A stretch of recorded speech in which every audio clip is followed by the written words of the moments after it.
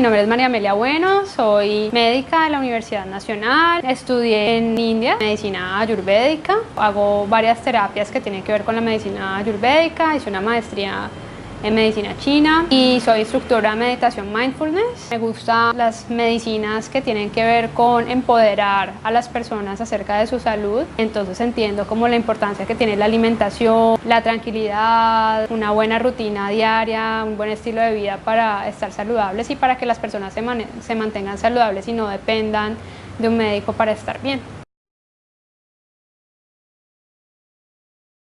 Se basa mucho en el naturalismo. Hace 5000 años pues no conocían los tejidos, las células, entonces lo que hacían los médicos era ver cómo lo que le pasa a la persona se relaciona con los fenómenos de la naturaleza, entendiendo que somos parte de la naturaleza, ¿no? Entonces los diagnósticos en la medicina ayurvédica son con los elementos. Entonces para la ayurveda las bases fundamentales de todo son los 5 elementos, que son agua, tierra, fuego, aire, y el quinto es el espacio. Entonces lo que dice la ayurveda es que todo y todos estamos compuestos de estos elementos que pueden estar en mayor o menor proporción en cada uno de nosotros, en los alimentos. Cada uno de nosotros tiene un elemento o dos elementos que priman, que dan nuestro físico y nuestra forma de ser, y a su vez la enfermedad es el desequilibrio de algunos de estos elementos.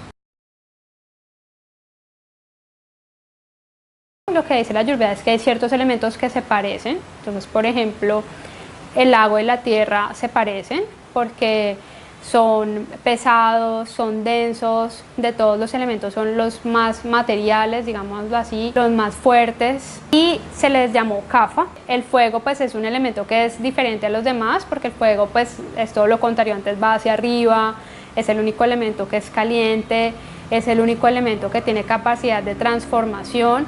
Entonces a ese elemento se le llamó pita, y el aire y el espacio son los elementos más sutiles. Son elementos que están allí pero no los vemos, que están como en todas partes, que están en movimiento. El aire, por ejemplo, genera sequedad, entonces a estos dos elementos se les llamó vata.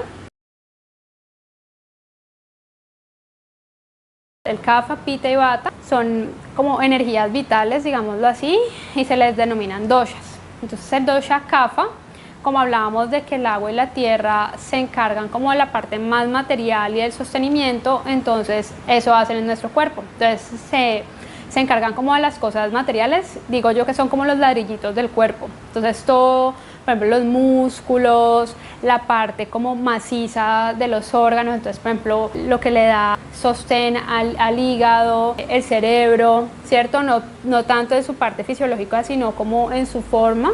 La sangre, por ejemplo, pues es una manifestación del agua. Entonces, para concluir, como los órganos macizos del cuerpo, la grasa, los huesos, los músculos y los órganos macizos internos tienen que ver con kapha.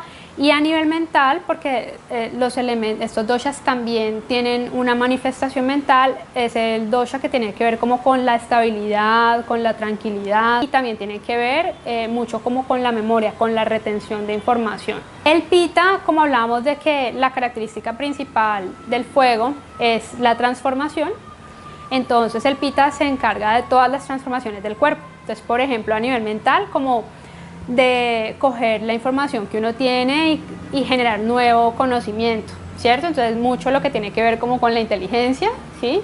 Como la transformación de ideas para producir algo, eso tiene que ver con pita. A nivel físico, por ejemplo, la digestión es el fuego más importante que tenemos. La digestión tiene que ver con transformar los alimentos en nutrientes y hacer que pues estemos vivos y que todo llegue a donde tiene que estar, pero también, por ejemplo, las hormonas, las enzimas tienen que ver con pita.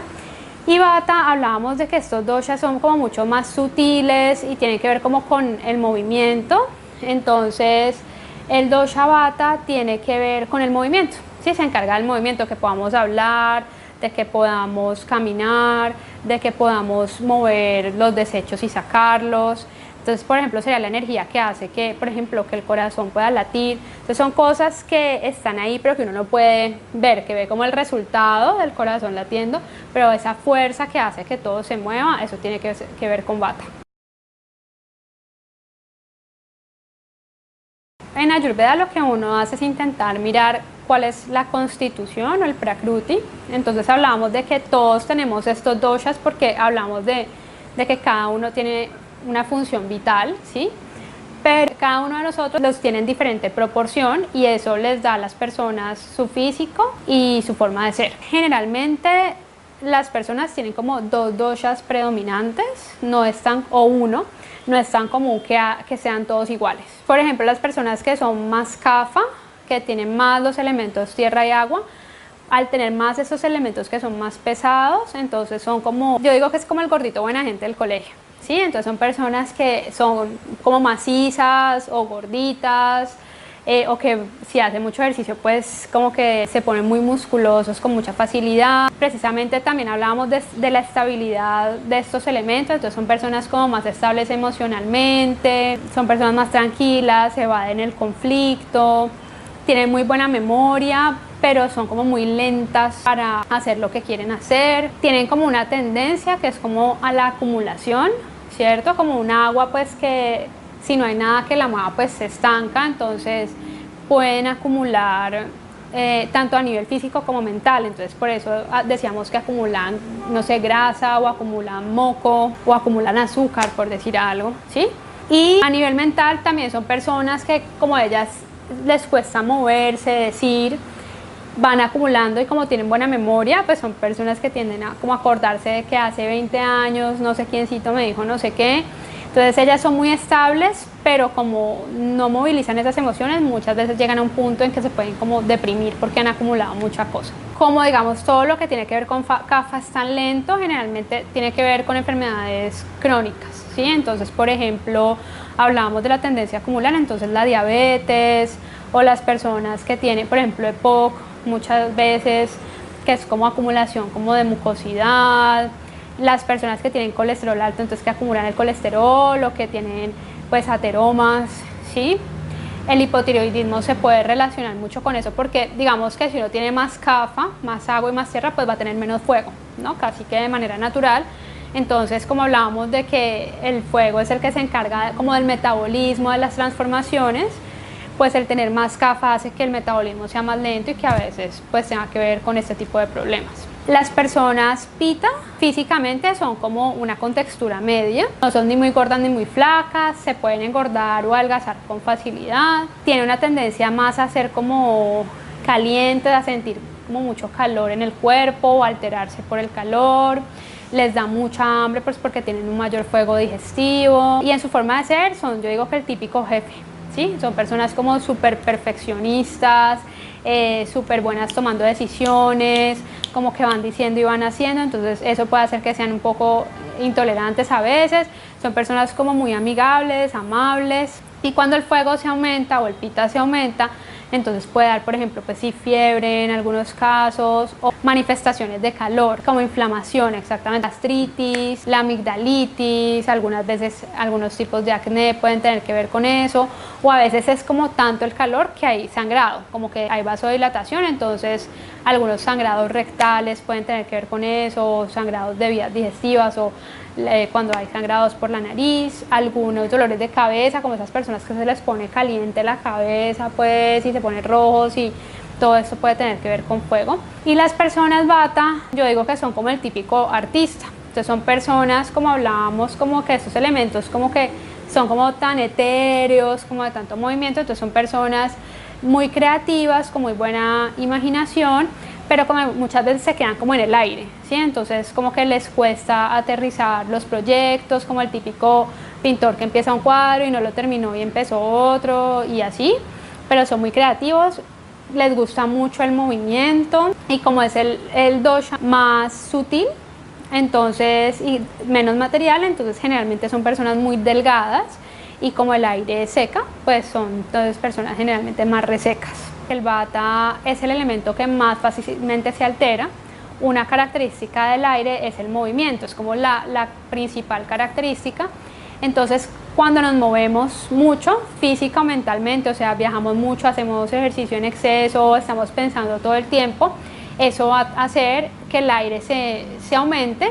Entonces, es el elemento que más fácil se altera y además, como es el elemento que mueve a los demás, entonces a veces puede generar como alteraciones de los demás. Por poner un ejemplo, pues si aumenta el aire y yo soy una persona fuego, pues el aire a veces aumenta el fuego, entonces puedo tener manifestaciones de ambas cosas.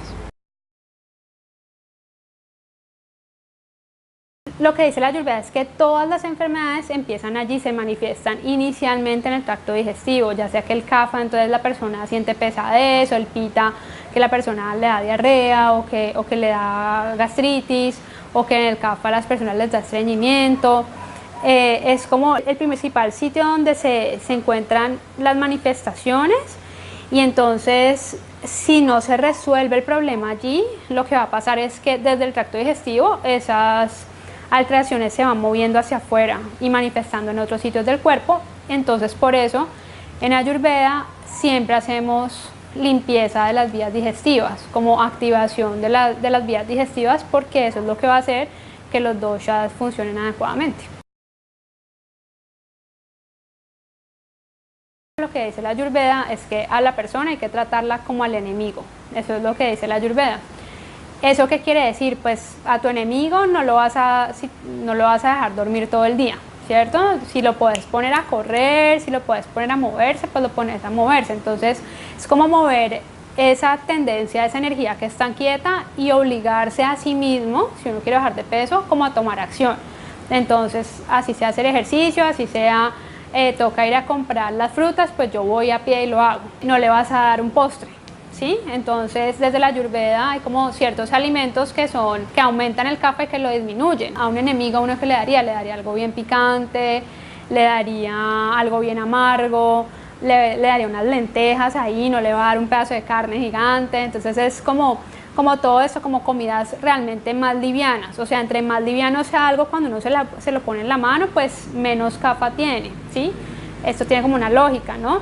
Por ejemplo, darle más picante, pues porque estamos diciendo que las personas kapha tienen menos fuego, entonces al dar picante, pues estamos aumentando el fuego digestivo. Y en la Ayurveda se dice que la miel es el mejor alimento o la mejor medicina para kapha. Entonces no significa que la persona empiece a poner a comer miel todo el día, pero sí la miel tiene ciertas propiedades desde la Ayurveda. Entonces la miel es caliente, ¿sí? Es astringente. Astringente significa todo lo que uno como que se mete a la boca y como que siente que le seca la boca, es astringente, que eso lo siente uno con la miel. Por eso la miel, por ejemplo, sirve para secar los mocos, ¿cierto? Si alguien tiene gripa, pues toma miel, eso ayuda como a que haya menos mucosidad, porque ayuda como a secar. Es dulce y es caliente. Entonces, como tiene estos dos sabores importantes, que seca, la astringencia quiere decir que seca. Entonces si yo estoy hinchado o estoy gordito, es algo así como que tengo mucha agua, y entonces ayuda como a secar esa agua. Y el picante pues es como algo que derrite, digamos, muchas veces la grasa, lo que se dice de la Ayurveda, es como un moco que está congelado.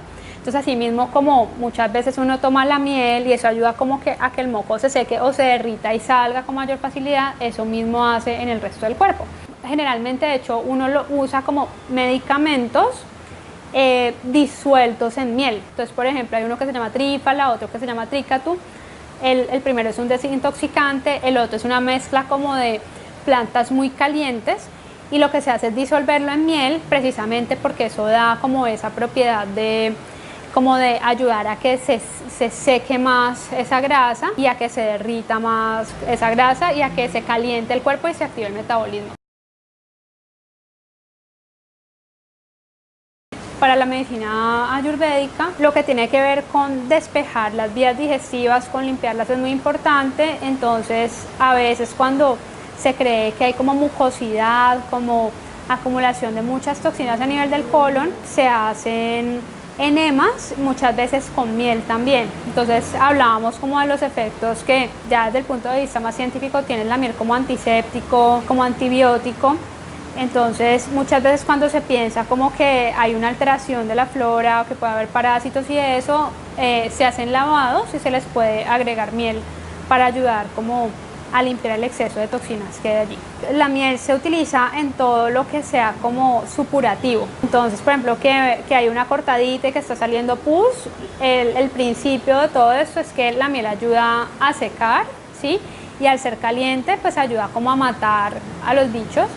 Generalmente este tipo de cosas se utilizan en una forma que en Ayurveda se llaman lepas, que son como emplastos. Entonces normalmente lo que se hace es como coger la miel y mezclarla con algunas plantas que tienen unas propiedades específicas y se hace como un emplasto, como una masita que se pone en la herida y esa herida se cubre pues por un tiempo determinado y después se descubre y así se hace, pero realmente no lo vi, no tengo como la experiencia para saber como cada cuánto se hace o qué cantidad se utiliza. Sí, la Ayurveda dice que la miel nunca se debe calentar, que es altamente tóxica cuando se calienta, entonces se recomienda que uno agregue miel, por ejemplo, una aromática, cuando el agua está tibia, es decir, cuando uno puede meter un dedo y no se quema. ¿Sí? En ese momento se puede agregar la miel. Y también hay una indicación, pues, una contraindicación súper chistosa, pero que la recalca mucho en la Ayurveda, y es que no se deben tener iguales cantidades de miel y de ghee. El ghee es una mantequilla clarificada, es decir, es mantequilla de vaca que le hacen un proceso especial donde se le quitan las grasas malas y las proteínas y solo quedan las grasas buenas. Esa también es una de las 3 mejores medicinas. Una es la miel, la otra es el ghee y la otra es el aceite de ajonjolí. ¿Sí? Entonces, por ejemplo, echarle un poquito de ghee al pan y bastante miel, o un poquito de miel y bastante ghee, pero no deben estar utilizadas en igual cantidad.